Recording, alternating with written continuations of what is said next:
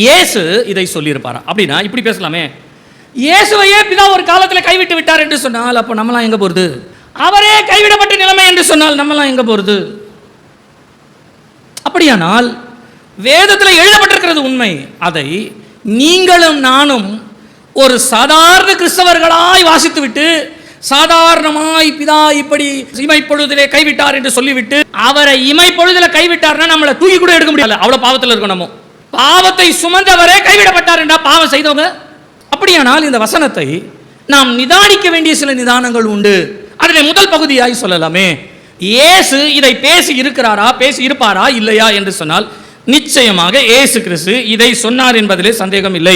நீங்கள் 22ஆம் சங்கீதத்திலே முதல் வசனத்தை வாசிப்பீர்களானால் இந்த வார்த்தையானது சங்கீத புத்தகத்திலே எழுதப்பட்டிருக்கிறது. எழுதப்பட்ட சங்கீதத்தினுடைய வார்த்தை நிறைவேறுகிறது.